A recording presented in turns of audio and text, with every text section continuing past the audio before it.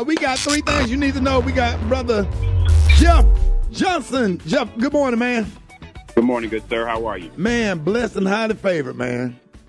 Man, listen, I got a lot, but first I want to send out a condolence to the family of Congressman Conyers. Yeah. Many of you know the congressman. He served probably longer than almost anybody in the Congress.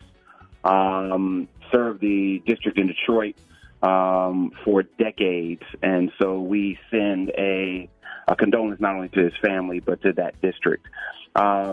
Three things that I got, Rick. First is I'm like really excited about content I'm seeing, and just kind of the gangster historical connectivity. And Crack, I know you are a big content guy, so I'm really interested in if you're vibing with me. So first and foremost, I'm absolutely loving, just in a really interesting way, the Godfather of Harlem. Right. And I'm loving it not just because I think it's great content, but I'm loving it, Rick, because of how it, even in a theatrical way, shows the complexity of the relationship between Bumpy Johnson, Malcolm X, and Congressman, I'm having a brain fart. Adam. Thank you. And the challenge that I have is that so often when we think about history, we always talk about the people that were opposed to each other.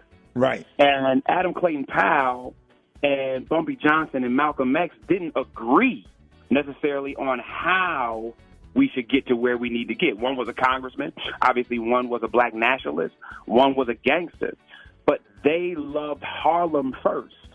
And so even though they disagreed with each other, they came together to protect Harlem against the Italians or against those that would attempt to attack Harlem. And we could learn something from that in 2019. Right. It's chess, y'all. It's not checkers. And so you don't have to agree with everybody. You don't have to have the same philosophical approach. You don't have to use the same methodology to get there. But if you understand that at the end of the day, we're fighting against the same people, we can disagree with each other privately if publicly we're moving in a way that helps the people we care about the most.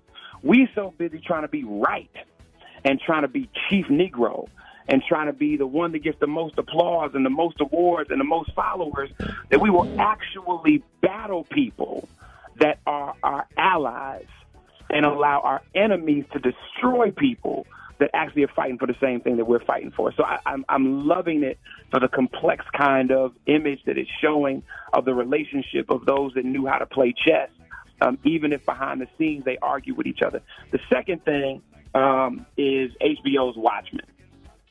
I've never really been a huge fan of Watchmen. It just didn't pull me in. But, Rick, I watched the first episode on HBO, and the damn series opens up with an image of the attack on Black Wall Street. Wow. And I'm talking about probably one of the most accurate depictions of the attack on Black Wall Street that I've seen on mainstream television. And for those of you that don't know what Black Wall Street is, it's the Greenwood district of Tulsa, Oklahoma, that as early as 1919 was one of the most economically viable black communities in the world. And I'm talking about you had multiple stores and banks, and a thriving economy. And in 1921, there was a counter between two teenagers, Dick Rawlin, who was a 19-year-old black shoe shiner, and a woman by the name of Sarah Page. She was a white attendant. Rick, and the two teens passed each other on an elevator, and Dick Rawlin touched her. By the time the elevator opened up, she was already screaming, saying that she had attacked him and that he had attacked her, and ultimately it was called rape. And that was used as the vehicle for a white mob to destroy Black Wall Street. And when I say destroy, I'm talking about store owners were getting shot in front of their stores. People were being beaten.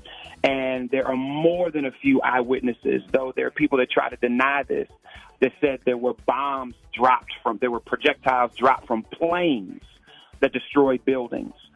And so if you don't know about Black Wall Street, this is not a ploy for me to get you to watch The Watchmen.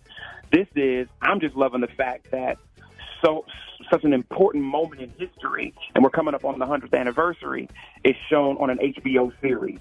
And so I just recommend that you understand not only the attack on Black Wall Street, but you understand the economic principles of Black Wall Street that made us great. Last but not least, before I get out of here, got to give a big up to Dave Chappelle, who just on Sunday night was given the Mark Twain Prize for American Humor at the Kennedy Center in Washington, D.C. As a comedian, Rick, you know how huge this award is. Absolutely. And it was first awarded in 1998 to Richard Pryor. He was the first person to get this award. And the award is it's named after Mark Twain because it said not only he had an impact on American society, but his status as a controversial social commentator, his uncompromising perspective of social justice and personal folly. And so if there's anybody that represents that, it's Dave Chappelle. It was a crazy night in Washington, D.C., where I think just Black Hollywood and music in particular showed up to honor Dave. And so we just celebrate Dave because he just doesn't care if you like it or not. And he's fearless, whether you like it or not. Right. And I think in these days and times, that's what we need, whether you like it or not. Those are three things I got for you, Rick. Y'all can hit me at Jess Nation on all social media. Appreciate y'all. Hey, appreciate you, Jeff. Hey, thank you so much, man.